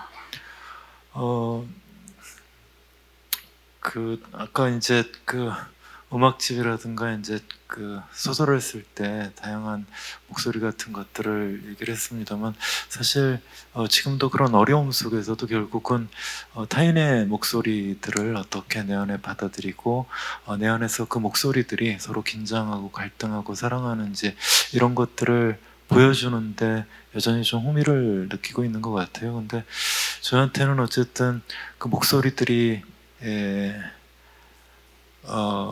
서로 갈등하고 긴장을 하면서 싸우고 궁극적으로는 어떤 하나의 진실 또 궁극적인 보편성 이런 것들을 지향해가는 것이 여전히 저한테는 매력적인 것 같습니다. 사실 소설을 쓴다고 하는 것 그리고 타자의 목소리를 끌고 들어와서 뭐 천수홍 작가님 이제 가족들을 끌고 들어오고 이제 들어와서 이 세계를 재구성합니다만 이런 어떤 절대성이라든가 보편성이라고 하는 것들을 끊임없이 상대화시키는 게 신화 소설의 어떤 힘 같은 것 저한테는 그런 것들이 어떤 매력으로 느껴졌던 것 같습니다. 근데 이런 것들이 이제 우리가 일반적으로 상대주의라고 부르는 것 그러니까 나는 나대로 생각이 있고 너는 너대로 생각이 있으니까 우린 서로 옳고 문화적 상대주의라고 하는 것도 사실 그런 거죠. 이런 문화에 옳음이 있고 저런 문화에 타당성이 있기 때문에 우리가 서로를 인정하자 뭐 이런 것이 이제 톨레랑스 뭐 이제 이런 표현도 쓰기는 합니다만 사실 소설 속에서는 오히려 그런 류의 어떤 상호 인정 자체가 무너지는 것 같습니다. 어쩌면 서로 다른 그런 이질성 같은 것들이 긴장하고 사건 속에서 투쟁하고 궁극적으로는 결국 권력 투쟁을 하게 되고 사랑하고 이별하고 살해하고 살아남고 이런 모든 것들이 결국 너는 너고 나는 내가 아니고 사실은 너와 내가 하나의 어떤 진리 또 궁극적인 보편성을 향해 나아가는 이 무한한 도정에 있다고 하는 걸 끊임없이 확인을 하는 것 같아요. 근데 누구나 생각할 수 있듯이 또 이런 하나의 가치, 진실 또는 궁극적인 보편성이라고 하는 것을 우리가 이제 부르는 단어가 있지 않습니까? 신이라고 부르죠. 사실 신이 아닌 한에는 그런 것들에 도달하기가 이제 어렵고 저는 개인적으로 무신론자에 좀 가깝기도 하고 그래서 이런 어떤 무한한 갈등, 긴장 뭐 이런 것들을 제거하면서 30년을 지내왔던 것 같고요. 그런 것들이 봉합들이라고 하는 기대 같은 것들은 지금도 없는 것 같습니다. 그래도 뭐 그렇게 하다가 언젠가 조용히 사라지면 그건 나름대로 의미가 있지 않을까 하는 생각이 들고요. 사실은 그러면서 동시에 이제 개인적으로 좀 이제 기질상 비관적이랄까 뭐 이런 것들이 좀 있다 보니까 천수홍 작가님 얘기 들으니까 되게 부럽네요 진짜. 이런 기질이 저한테 조금이라도 있었더라면 얼마나 좋았을까 하는 개인적인 부러움 같은 것들이 느껴지는데 때로는 이런 비관적인 생각을 하는 사람들이 오히려 또 근근히 잘 삽니다. 왜냐하면 되게 이제 비관적인 미래, 비관적인 상황을 매번 생각을 하기 때문에 사실 기대가 별로 없어요. 그래서 문학을 한다고 하는 것에도 사실 지금도 제가 무슨 대단한 일을 하고 있다고 생각하지 않고 미래에 대해서도 큰 기대가 없어서 뭐 앞으로도 그냥 잘 하지 않을까 하는 생각도 듭니다. 근데 사실은 이제 그 문학이라는 행성에 대한 얘기를 하자면 굉장히 길어질 것 같은데 여기 프롬프터에 지금 이제 24분 남았다고 떠가지고 제 얘기는 여기서 마무리를 해야 될 것 같으네요. 또 독자분들 질문도 받고 저희가 해야 되니까요. 네. 하지만 어쨌든 이제 결론은 낙관적이기 아니기 때문에 실망할 일도 없기 때문에 앞으로도 비관성으로 계속 쓸 수 있을 것 같다라는 말씀이신 것 같습니다. 손보미 작가님 질문 또 드려볼게요. 이 우아한 밤과 고양이들을 출간하신 이후에 한 인터뷰에서 이런 말씀을 하셨어요. 우리가 순전히 뽑기를 잘해서 살아남은 거라면 우리의 삶은 어떤 의미를 가지고 있는 걸까? 그 의미를 알고 싶어서 소설을 쓰는 것 같다라고 하셨어요. 아마 뭐 앞에서 이정부 작가님이 말씀을 해주신 거에 좀 연장일 것 같기도 한데 많은 사람들이 소설을 읽고 쓰는 이유가 이런 삶의 어떤 불가해성을 조금이나마 해소해주는 그런 의미 같은 것들을 찾고 싶어서라고 생각을 하는데 이게 이제 2018년의 이야기니까 지금은 어떤 것 같으세요? 소설을 쓰면서 읽으면서 알게 되신 어떤 진실 같은 건 있으신지 혹시 마찬가지로 낙관을 하지 않기 때문에 비관적이신지 어떠신가요? 사실 이제 저 말을 왜 했냐면 그 올리버 섹스라는 그 영국 출신의 미국에서 많이 활동한 그 신경정신과 의사가 우리나라에도 책이 굉장히 많이 번역됐고 인기가 되게 많은데 그 깨어남이라는 책이 있어요. 근데 그 책이 어떤 책이냐면 1910년대에 전 세계에 그 기면성 뇌염이라는 병이 전 세계에 유행을 했고 그것 때문에 되게 오랫동안 그 병의 후유증으로 그 병에 걸리면 그 병을 수면병이라고 부르는데요. 몸을 잘 움직이지 못하거나 아니면 몸이 갑자기 경련을 일으키거나 혹은 파킨슨병 같은 것도 걸리게 되고 그래서 한 50년 동안 침상에 누워있던 사람들이 있었어요. 그런 사람들이 입원해 있는 병원에 있었고 이 저자가 1960년대 그 병원에 가서 그 환자들을 만나고 그때 엘도파라는 신약이 만들어져서 그 약을 그 환자들한테 투여를 하고 생겼던 어떤 변화들을 기록한 책이에요. 그래서 깨어남이라는 제목을 갖고 있는 거죠. 근데 그 중에 한 환자가 그런 얘기를 하거든요. 자기는 되게 잘 살았고 남에게 어떤 피해도 끼치지 않았고 착하게 산 것 같은데 왜 내가 이런 벌 같은 병에 걸렸는지 모르겠다. 그래서 그냥 하느님한테 뽑기를 당한 것 같다. 이런 얘기를 해요. 그래서 그 말이 되게 저한테 인상적으로 남아 있었는데 이를테면은 어떤 뭐 사람들이 많이 죽는 그런 이 사고가 일어날 때 그런 생각을 하게 되는 거예요. 나는 그 시간에 그 자리에 있지 않았기 때문에 살아남은 거다. 그러니까 거기에서 죽은 사람들은 죽을 이유가 없었고 나는 살아남을 이유가 없었다. 그러니까 그냥 되게 우연적으로 나는 살아남은 것이다. 그렇다면 그런 삶 속에서 어떤 의미를 가지고 살아가야 하는 걸까? 이런 생각들을 좀 많이 했었던 것 같아요. 최근에도 또 그런 생각들 할 일들이 많이 있었고. 그런데 제가 소설을 쓰면서 계속 그런 것들을 답을 찾고 싶은데 사실 답을 찾지 못한 것 같아요. 그냥 이 세상은 이해할 수 없는 일로 가득 차 있고 내가 감당할 수 없는 일을 어떨 때는 그냥 비 맞듯이 맞아야 하는 그런 경우들이 많이 있고, 그렇다면 내가 소설로 쓸 수 있는 것은 무엇일까? 그냥 이해할 수 없음 그 자체, 우리의 삶이 갖고 있는 어떤 공백 같은 거, 우리 삶이 갖고 있는 구멍 같은 거, 그런 거를 그냥 있는 그대로 보여주는 게 내가 최대한 작가로서 할 수 있는 것이 아닐까? 더 이상은 너무 욕심이고 좀 오만인 것 같다? 이렇게 생각을 하고 있고, 그런데 예전에는 좀 생략하는 것을 통해서 그런 거를 많이 얘기를 하려고 했다면 요즘은 좀 많이 수다스럽게 소설에서 어떤 것들을 되게 많이 수다스럽게 이야기를 하면서 거기에서 남겨지는 어떤 것들을 좀 보여주고 싶다는 생각을 많이 하는 것 같아요. 그래서 소설이 속절없이 길어져가지고 문제긴 한데, 그래서 앞으로도 계속 쓰면서 그런 답을 찾아가려고 생각 중입니다. 속절없이 길어진 뭐 독자야 좋고요. 그 구멍이라는 표현을 써주셨는데 그런 것 같아요. 사실은 책을 읽는 독자들 입장에서는 내 안에 구멍이 있는데 그 구멍을 메꿔주길 기대하면서 소설을 읽는 건 아닌 것 같아요. 대신에 그 구멍의 정체가 뭔지, 그 구멍 안에 들어있는 게 뭔지가 궁금하고 두려워서 소설을 읽는 거라고 저는 생각을 하거든요. 소설은 그 구멍을 메꿔주는 역할이 아니고 그 구멍의 실체를 알려주는 데 있는 게 아닌가, 그 작업을 계속 해주시면 될 것 같다는 생각이 듭니다.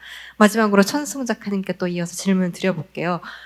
저희가 금이환영이라는 단어를 씁니다. 근데 이제 보통 우리의 이 귀향이라는 게 당시보다 더 나은 어떤 존재가 된 걸 증명하기 위해서 고향으로 돌아오잖아요. 근데 이 소설에서 보면은 태농의 귀향이 오히려 더 처절한 실패자가 돼서 돌아오는 거에 가깝거든요. 근데 애초에 태농이 왜 고향을 떠나야 됐는가 하면 굉장히 억압적이고 정근대적인 시골 문화, 그리고 특히 이제 여성과 성소수자를 향한 굉장히 정신적인, 신체적인 폭력이 심했기 때문에 태동이 고향을 떠나야만 했었던 배경이 있는데, 그렇다고 해서 태동이 고향을 떠나서 자유로워졌는가 하면 또 그것도 아닌 것 같거든요. 그래서 이 떠남과 귀향이라는 게 소설에서는 어떤 의미를 가지고 있는지, 그리고 우리가 어느 곳에 진정으로 정착을 한다는 게 과연 가능한 일인지 좀 소설을 읽으면서 궁금해지더라고요. 我先不说小说里面的人好了，我先说我自己，我自己也是一个失败的人，就是我现在归乡其实也没有办法衣锦还乡，因为我从一开始我就是我们家，OK， 我爸妈连续生了7个女儿，才生到我哥，那应该要停住了嘛，对不对？但是因为我是1976年，1976年是什么年呢？我是那年出生的，跟今年一样是龙年。我不知道你们在韩国会不会觉得龙年是特别好的一年，或特别吉祥的一年？我们在台湾呢，很多人在龙年的时候就会特别想要生孩子，尤其是生儿子啊，因为他们想要生龙子。所以我爸妈明明生了7个女儿了，还1个已经有儿子啦，不是够了吗？但是他们说，哎，龙年 OK， 就在生我那样，所以我是第9个小孩。但是我从小都没有办法达到他们任何我爸妈希望我能够达到的事情。尤其是升学读书的时候，在高中的时候，我就决定我要读文科。你知道到现在啊，在台湾，你在高中里面如果要读文科，你就是个失败者，因为大家都说你要去大公司，比如说在台积电，台积电就是类似你们在韩国的 LG 或 Samsung 那样子的公司，那你怎么可以读文科呢？而且我要读英文系，所以我一开始的所有的设定都是失败的，而且我还是性少数。所以我是我们家最失败的一个的幺子，就是最小的孩子那样。可是我在成长的过程当中，我随时都想要自杀，因为在一个乡下的封闭的环境里面，我没有办法，整个体系没有办法让我觉得我这个人的存在是可以有机会开心的，所以我在年轻的时候，我都想说，这辈子一定不会有人爱我，我长得好丑哦，我的头发好丑，我的脚好大，为什么？就反正我全身上下都是错的，我就觉得我就是一个错误的设定。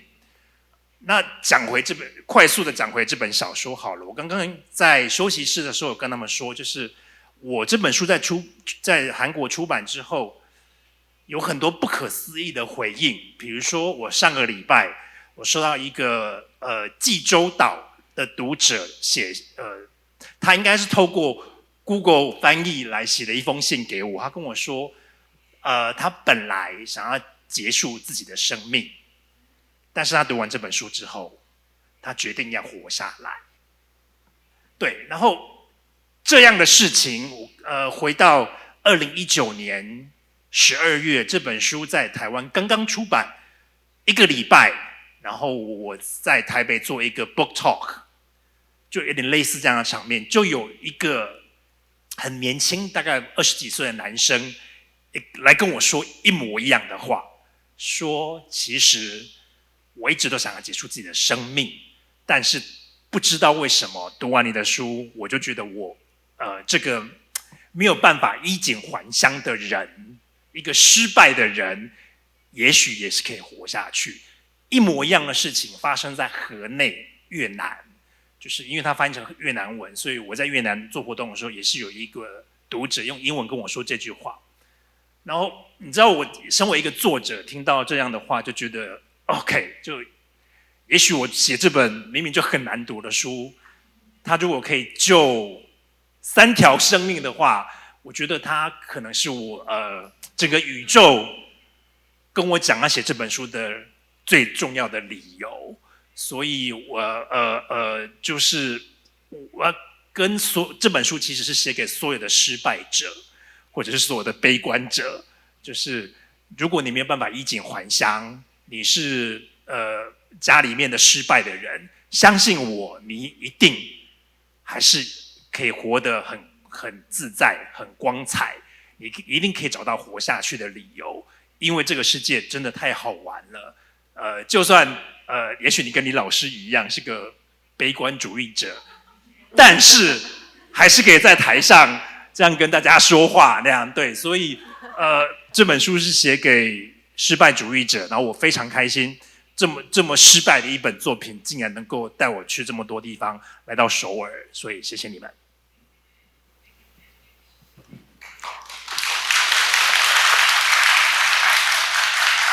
사실 문학이라는 것 자체가 기본적으로 실패자들의 서사일 수밖에 없고, 저희 다 문과잖아요? 다 문과입니다. 문과들도 살아남아서 이렇게 멋진 자리에서 함께 이야기를 나눌 수 있다는 걸 증명하는 게 문학의 멋진 점이 아닌가 하는 생각이 들고요. 저희가 이제 시간이 얘기를 나눠보니까 빨리 진행이 돼서 바로 이제 독자분들 질문을 받는 시간으로 좀 넘어가야 될 것 같은데요. 오늘 3분 작가님들에게 궁금한 게 있으신 분들은 현장에서 손을 들어주셔도 되고요. 아니면 이제 유튜브 라이브로 참여하고 계신 분들은 채팅 통해서 질문 남겨주시면 저희가 또 읽어보도록 하겠습니다. 어느 분께 질문을 받아볼까요? 네. 저는 이장옥 작가님께 질문을 드리고 싶은데요. 그 처음에 소개하실 때 음악집이라는 시집에 밤이라는 단어가 많이 나왔다고 하셨는데, 정말 밤이라는 단어가 실제로 많이 등장하기도 하지만, 이 밤이라고 이번 책이 아니더라도 밤이라는 단어가 직접적으로 쓰이지 않았음에도 불구하고 당연히 읽다 보면 이 시가 밤을 배경으로 하고 있구나, 그런 느낌을 많이 받았는데, 사실 다른 분들 시 중에는 이 시를 읽으면서 지금 이 시 장면이 밤인지 아닌지는 별로 중요하지 않은 시들도 있는데, 왜 이장욱 작가님 시를 읽으면 이게 밤이라고 생각을 하게 되는 걸까? 그런 질문을 하게 됐는데, 시각적인 이미지나 사건, 장면이 굉장히 중요하게 등장해서 그런 거라고 생각을 했습니다. 그래서 어떻게 그럴 수 있는가 그런 질문을 항상 갖고 있었는데 이번에 음악집이라는 시집에 나온 시 중에 히치콕의 밀도라는 시가 있더라고요. 거기는 제목부터 그런데 영화 감독이 정말 많이 등장하던데 그걸 보고 그렇게 영화를 통해서 시각적인 그런 인풋이 많아서 그렇게 시각적으로 생생한 장면을 시 속에 쓰실 수 있는 건가? 그런 질문을 가졌습니다. 그래서 최종적으로 여쭙고 싶은 게 영화를 좋아하시는지 그리고 작품을 쓰실 때 영화의 영향을 많이 받으시는지 그게 여쭙고 싶었습니다. 감사합니다. 고맙습니다. 영화 안 좋아하시는 분들이 별로 없을 것 같은데요. 요즘엔 뭐 이제 OTT 문화가 이제 확산이 되면서 너무 쉽게 이제 영화를 접하게 되고 저도 아마 이제 영화가 문화인들한테 보편적으로 활성화된 것이 1990년대 초중반이었던 걸로 기억을 하고요. 그때는 정말 전 대학원 갈 때 문학을 해야 되나 영화를 해야 되나 고민을 조금 하다가 곧바로 영화는 포기했습니다. 왜냐하면 영화는 역시 이제 집단 작업이고 일종의 산업이라고 하는 것을 알자마자 내 길이 아니구나 라고 이제 생각하고 포기를 했었고요. 너무나 탁월한 선택이었다고 지금도 생각을 하고요. 영화에 대한 그 애정 같은 것들은 뭐 이제 오랫동안 쌓아와서 히치콕의 밀도 같은 시에도 영화가 많이 인용이 된 것 같습니다. 예전에 뭐 천국보다 낯선 같은 소설에서도 영화에 이제 빚을 많이 지고 있습니다만 그렇다고 해서 제 소설이나 시가 영화적이라고 생각하지는 않습니다. 영화에 대한 선호도 또 영화와의 어떤 애정 뭐 이런 것들이 이제 스며들긴 합니다만 존재 방식 자체가 전혀 다르기 때문에 한 예로 뭐 제가 지금까지 쓴 모든 소설 중에서 영화와 제의를 받은 게 한 편도 없습니다. 그래서 거리가 굉장히 먼데 어쨌든 공통점은 있는 것 같습니다. 영화 역시 우리 영혼의 어두운 밤의 어떤 지점을 보여주는 이미지로 보여주는 작업이라고 생각하고요. 시 역시 그런 것으로 느껴집니다. 왜냐하면 어두운 밤들의 세계 가 이제 우리 주제이기도 합니다만 밤과 낮의 대비라고 하는 것은 아까 말씀드렸듯이 이 세계에서 우리가 언어화할 수 있는 주류라고 할 수 있는 합리성의 영역 또 우리가 이제 자본주의라고 얘기하는 이 세계의 지배적 시스템을 낮의 세계라고 할 수 있다고 한다면 이 밤의 세계는 이제 그 반대 영역이겠죠. 그리고 문학과 영화는 어쩔 수 없이 그 낮과 반대되는 밤의 세계를 조명하는 불가피한 방법, 언어화할 수 없고 논리와 합리성으로는 가닿을 수 없는 지점을 조명하는 방법이 결국 시, 소설 또 영화 같은 것이 아닌가 그렇게 생각을 합니다. 그래서 밤이 많이 나오는 것 같지는 않습니다만 어쨌든 지금 생각은 그렇네요. 네, 감사합니다. 혹시 손보미 작가님이나 천송 작가님께 또 궁금하신 거 있으시면 객석에 질문, 네, 가운데 여성분. 네, 그 천송 작가님한테 좀 여쭤보려고 하는데요. 아까 그 실패자라고 본인을 이렇게 당당하게 말씀하셨는데 그렇게 해서 실패자에서 다시 이렇게 어떤 부활할 수 있게 된 어떤 계기가 무엇인지 궁금하고요. 그리고 아까 글쓰기 습관이 자기 집에서 익숙한 환경에서 보통 쓰신다고 하시는데 어느 시간에 어떻게 글을 쓰기를 계속해 나가시는지가 좀 궁금합니다. 我先回答第二部分的问题，就是我是很早去睡觉的人，所以我大概9点半到10点，所以我现在可以开始准备去睡觉了。对，对，然后我可以睡8小时，真的这是我抵抗黑夜的方式。我大概我的闹钟，家里的闹钟是定5:24，没有理由，它就是5:24。然后我就起来就开始写。我说我是早上写小说，下午我就不行了，我就坏掉了，我就要吃饭做菜，去运动，就这样子。晚上睡觉，所以其实我的生活是非常无聊的。我第一部分失败者这样子，我可以回应一下我们刚刚李老师说的话，电影拯救了我这个失败者。我来自永靖，永靖是一个没有电影院的小镇。我不知道现场有没有跟我一样来自很小的地方，是那个地方甚至没有电影院，没有图书馆，也没有大型的商店，那就是我的家乡。所以我小时候呢，我们为了要看电影，必须要特地到外面隔壁比较繁华的地方才可以看得到电影。然后因为我姐姐们喜欢看电影，他们会带我去看电影。透过这些电影，我发现原来这个世界不只是永靖而已，外面有韩国、有美国、有欧洲，所以那些电影呢，让我知道我可以去那些地方。也许我的身体、我的灵魂穿过这个电影的大荧幕，我就会抵达那个远方。说不定那个远方会有人喜欢我，会有人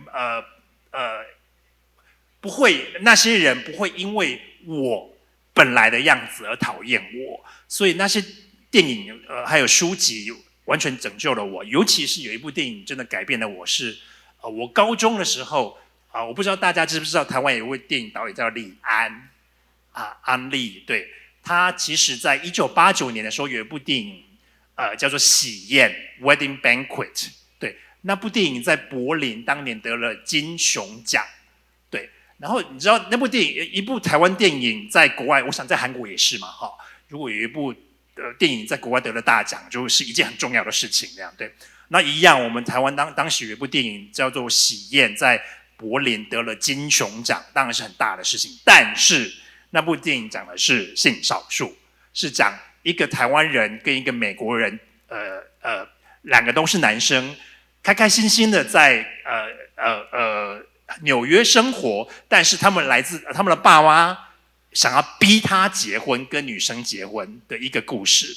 所以这部电影后来在1990年在台湾上映的时候，其实造成了很大的风波，就是很多保守人士很受不了这部电影。但是因为他得了大奖，所以得了大奖，大家就没有办法说你就没有办法好好批评他，因为他得了一个大奖。所以他这部电影当时在台湾非常的轰动，然后那部电影呢，就让我知道 ，OK， 如果一部这样子题材的电影都可以在国际得到大奖，那说不定有一天我这个失败主义者也可以抵达很远的地方。那我快速跟大家讲一个有趣的故事，就是《喜宴》那部电影里面的演美国人那个角色，他在电影里面叫做 Simon， 这个演员。很多年之后，因为我在柏林，我也是在当口译员，我也在做翻译。我在柏林影展、柏林电影节，其实会当口译。我正在帮一组中国的电影人翻译的时候呢，翻，我就看到当年的《喜宴》这部电影里面的 Simon 走过来。原来这么多年以后，他已经不是演员，他现在是电影导演。他导了一部电影，还来到了柏林。然后你知道，我很想跟他感谢，跟他致谢，说谢谢你当年你救了我，你们的电影救了我。一个小镇、一个小地方的小孩子，因为看你们的电影，决定好，我可以活下来。可是因为我在工作，我在翻译，所以我没有办法去跟他说，所以我就快速的跑去跟他说，因为我临时想不起来他的名字叫什么，我就跟他说 Thank you, Simon。那我就跑掉了，然后就这样。他也搞不清楚状况那样，但是我就觉得我达到目的了。我跟这位演员说，谢谢你们的电影，谢谢你们救了我。所以就是我觉得我这个失败主义者是文学跟电影救了我。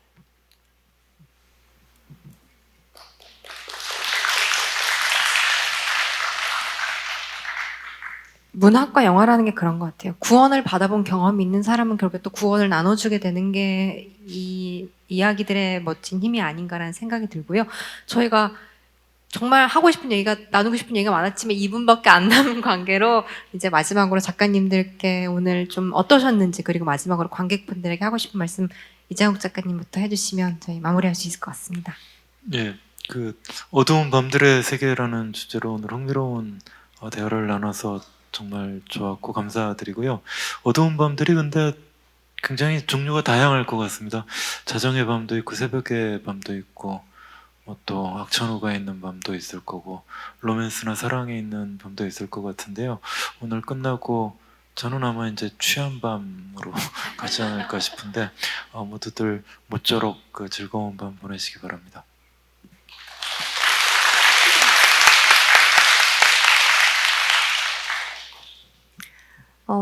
사실 일요일 밤이라는 요 지금 이 시간대가 되게 슬픈 시간대잖아요. 저도 되게 슬픈 시간대인데 이렇게 이런 슬픈 시간대에도 불구하고 이렇게 저희 이야기를 들으러 찾아와 주셔서 정말 너무 감사드리고 모쪼록 내일부터 시작하는 일주일에 좀 힘이 되는 시간들이었으면 좋겠다는 생각이 듭니다. 감사합니다. 我要特别谢谢我们的主持人跟2位老师，谢谢他们跟我一起分享这个舞台，谢谢首尔，谢谢我们文学节的主办单位，因为大家知道我来自一个那么小的地方，叫永靖，这个地方呢，甚至大部分的台湾人都没有听过，但是我却因为写了一本书，一本很难看的书，我却来到了首尔，所以我觉得就是这一切都像一场在黑夜做的梦，谢谢你们陪我一起做梦。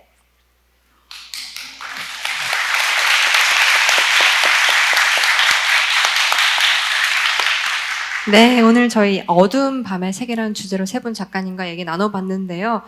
비관적이고 구멍이 많고 실패자였던 문과들이 모여서 이 밤에 이 아름다운 얘기를 나눌 수 있다는 게 얼마나 멋진 일인가 싶습니다.